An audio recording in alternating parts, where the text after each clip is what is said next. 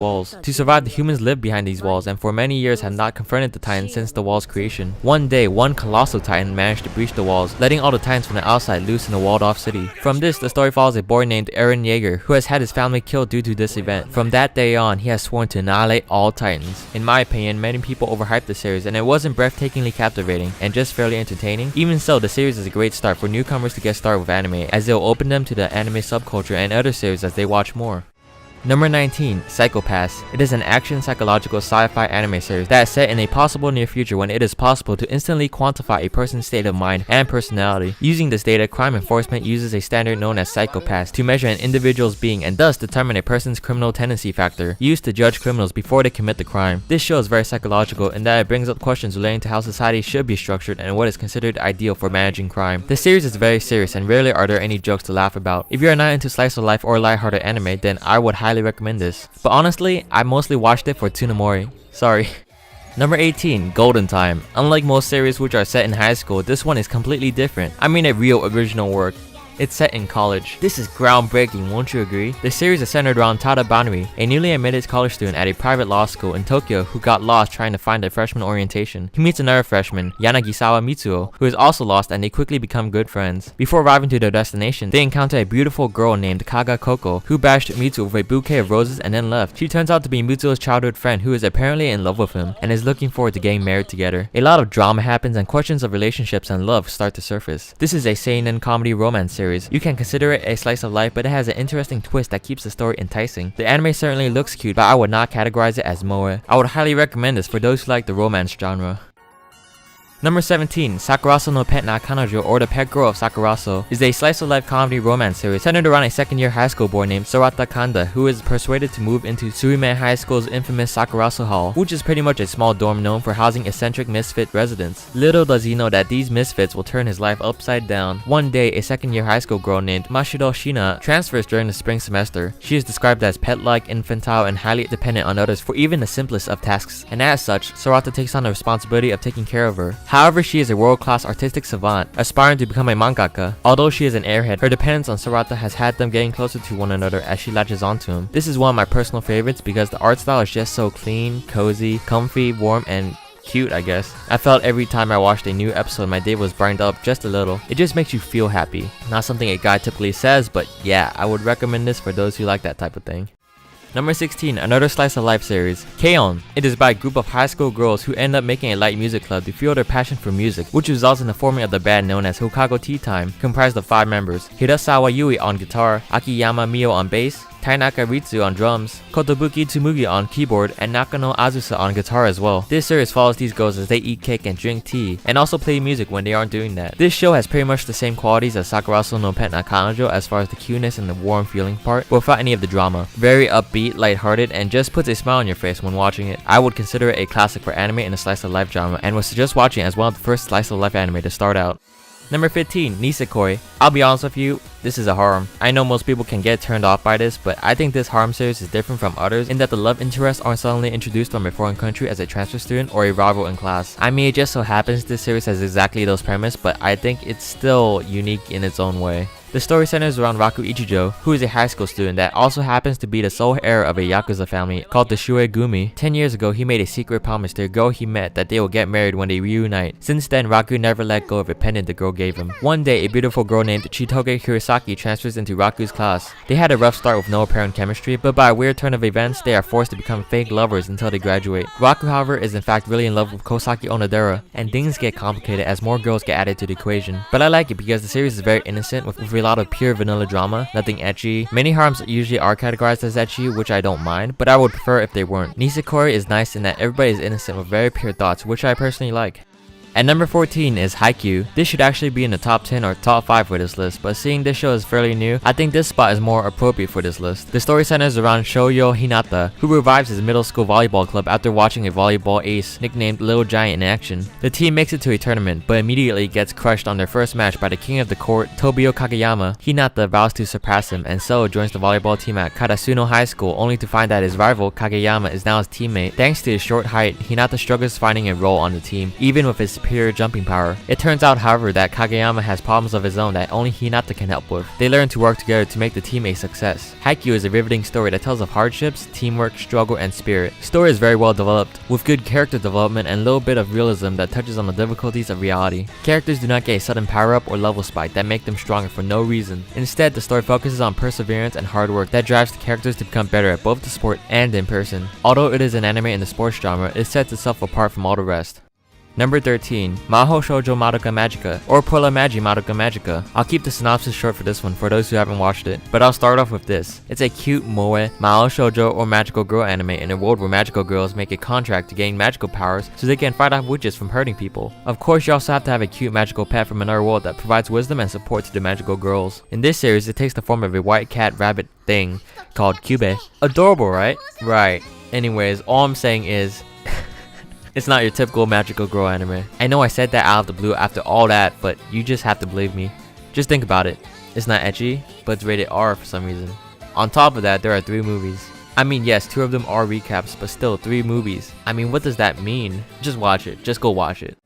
Number 12, Suzumiya Haruhi no Yutsu, or The Melancholy of Haruhi Suzumiya by Kyoto Animation, is a classic. When this came out, this was what all people talked about. Personally, how I came to watch this series was not from the hype or a recommendation, but a reference from another anime called Lucky Star that constantly cameoed The Melancholy of Haruhi Suzumiya because both were made by the same animation studio. These are really good promotions for the animation studio. They should do more of this. Why don't they do more of this? If someone who works for a Japanese animation studio and understands what I'm saying is watching this, which I highly doubt, please do this more. While you are at it, please don't sue my ass for this video. Utaru Shinaide Kudasai. Anyways, the story is centered around a high schooler named Kyon. The artwork makes him look like he's in his mid-20s or 30s, but that's besides the point. One day he meets Haruhi Suzumiya, who is only interested in the supernatural, particularly aliens, time travelers, and espers. Decides to create a club after being inspired by Kyon when a conversation concerning the lack of interest in clubs at school was brought up. She called it the SOS Brigade, a club that specializes in all that is supernatural. Kyon is also dragged into the club by Haruhi. Along with those two, other students such as Yugi Nagato, Mikuru Asahina, and Itsuki Koizumi also join the club, but not for the same reasons. Little does Haruhi know that the things that are supernatural are closer than she may think. Definitely a must watch as it is a classic and one of the less popular mainstream anime. And I trust that you will all watch all of the Endless Eights.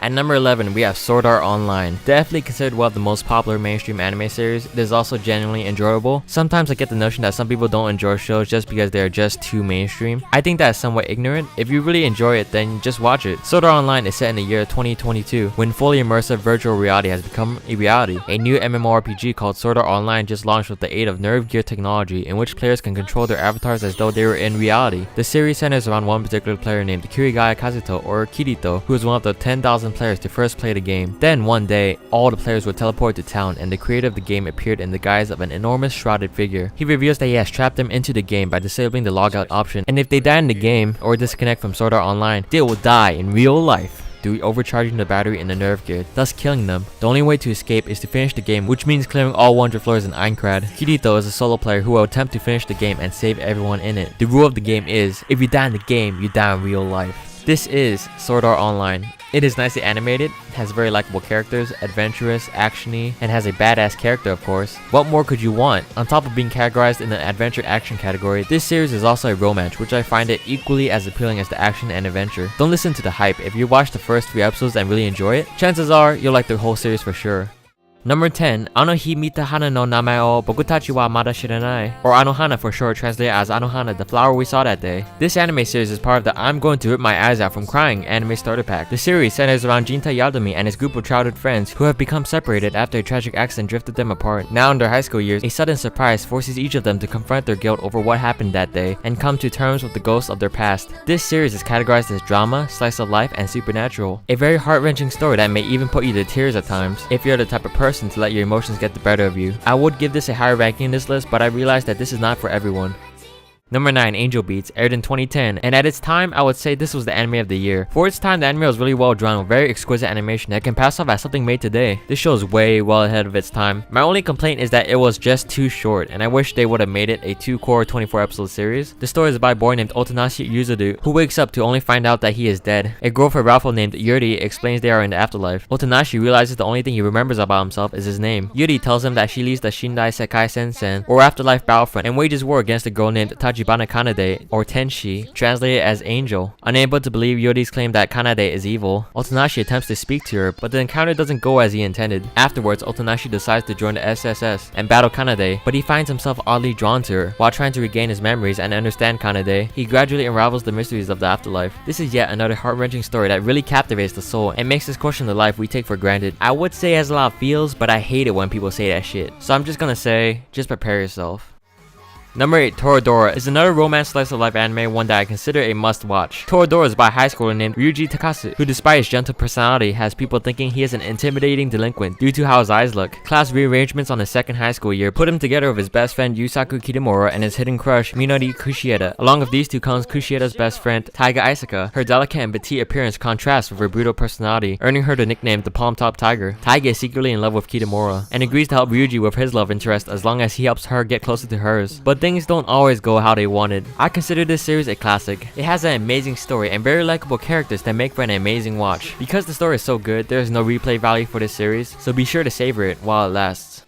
Number 7 is not other than Kogias Hangyaku no Lelouch, or Lelouch of the Rebellion. The plot centers around Lelouch, an exiled imperial prince of Britannia, the main character of the series, who is now posing as a student. He finds himself in the heart of an ongoing conflict for the island nation of what was once Japan, now called Area 11, after the Holy Empire of Britannia took over it. The Japanese, now labeled as 11, are stripped of their identity and rights and live a harsh life, barely scraping by while Britannians live a comfortable life within their settlement. Some of them have formed a resistance to take back Japan's independence, in which Lelouch, through a series of events, somehow became involved. Through a chance meeting with a mysterious girl named C2, Lelouch gains his Gias, the power of kings. This power grants him the power of absolute obedience, allowing him to force a person to do whatever he wishes upon eye contact without question. Now with the power of absolute dominance over any person, Lelouch may finally realize his goal of bringing down Britannia from within. This series is filled with action, mechs, drama, and suspense that leaves you wanting more of each episode. Never was there a dull moment, as our main protagonist and anti-hero, Lelouch, always somehow manages to do the impossible in every scenario. There is no better entertainment than watching him do the unthinkable. An absolute must-watch for just about anybody who is anybody. Anime fans or not, you will love this show. I can almost guarantee it.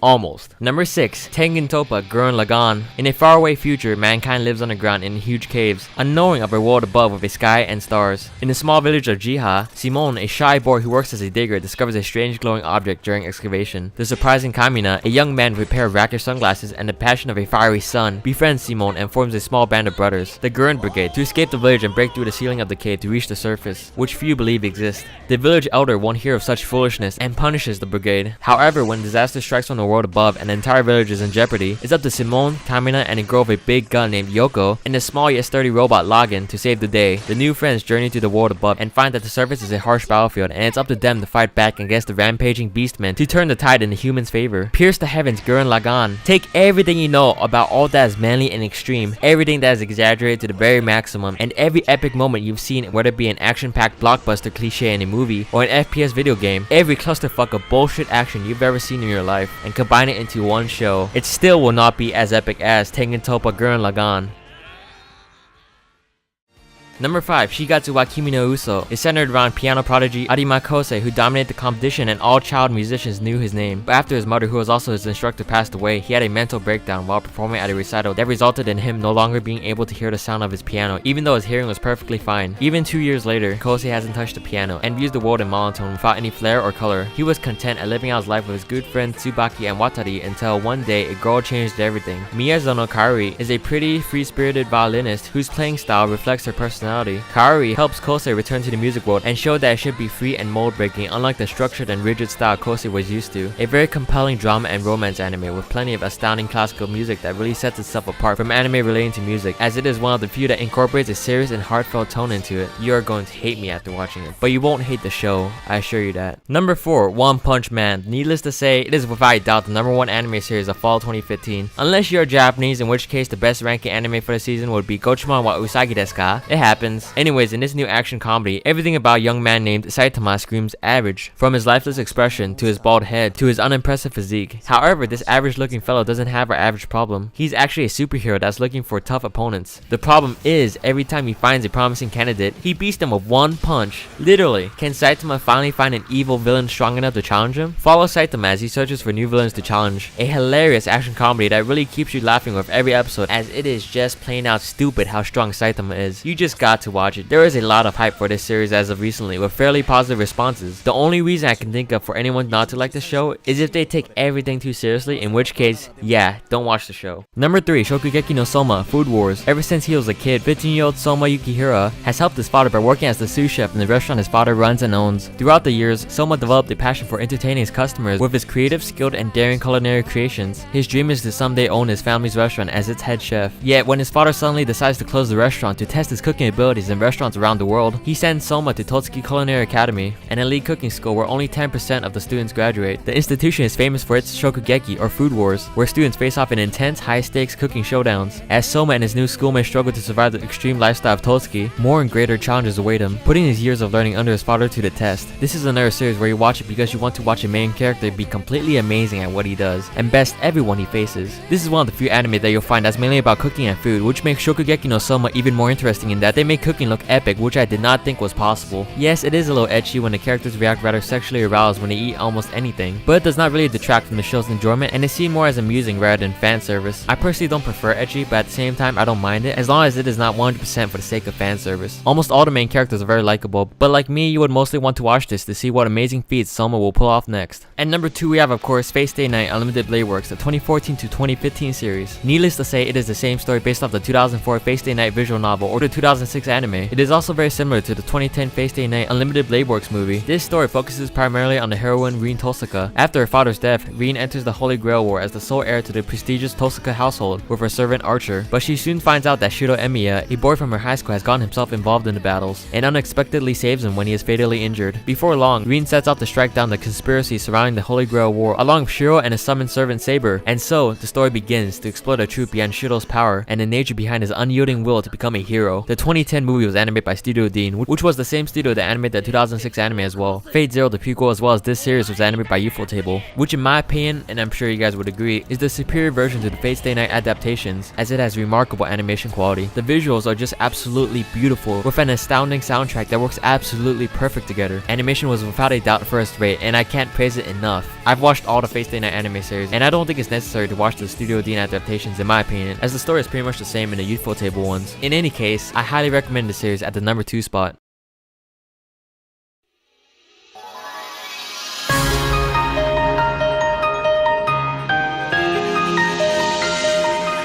Finally, I give you my number 1 recommended anime possibly of all times, for now at least, Clannad and Clannad After Story. This anime is categorized as comedy, drama, slice of life, supernatural, and romance. Okazaki Tomoya is a delinquent who finds life dull and believes he'll never amount to anything. Along with his friend Tsunahara, he skips school and plans to waste his high school days away. One day while walking to school, Tomoya passes a young girl muttering quietly to herself. Without warning, she exclaims, "Anpan," a popular Japanese food, pretty much just red bean paste and bread, which catches Tomoya's attention. He soon discovers that the girl's name is Furukawa Nagisa, and that she exclaims things she likes in order to motivate herself. Nagisa claims they are now friends, but Tomoya walks away, passing the encounter off as nothing. However, Tomoya finds he is noticing Nagisa more and more around school. Eventually, he concedes and befriends her. Tomoya learns Nagisa has been held back a year due to a severe illness, and that her dream is to revive the school's drama club. Claiming he has nothing better to do, he decides to help her achieve this goal along with the help of 4 other girls. As Tomoya spends more time with the girls, he learns more about them and their problems. As he attempts to help each girl overcome her respective obstacle, he begins to realize that life isn't as dull as he once thought. Clannad After Story is the sequel to Clannad, and the more significant part of the two. But to me, both seasons serve as a whole, so I consider both seasons on the number 1 spot. Clannad is an impactful drama, highlighting the importance of family and the struggles of adulthood. To me, it is an important show that gives a very important moral to the story. A moral that I think is valuable enough to stick to a person for more walls. To survive, the humans live behind these walls, and for many years have not confronted the Titans since the wall's creation. One day, one colossal Titan managed to breach the walls, letting all the Titans from the outside loose in a walled-off city. From this, the story follows a boy named Eren Yeager, who has had his family killed due to this event. From that day on, he has sworn to annihilate all Titans. In my opinion, many people overhyped the series, and it wasn't breathtakingly captivating and just fairly entertaining. Even so, the series is a great start for newcomers to get started with anime, as it will open them to the anime subculture and other series as they watch more.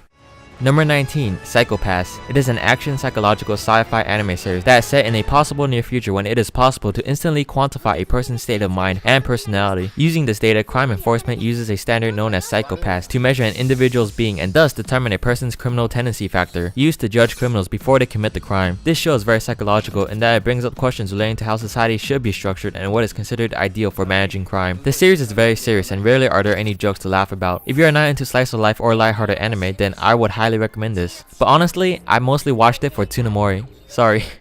Number 18, Golden Time. Unlike most series which are set in high school, this one is completely different. I mean a real original work.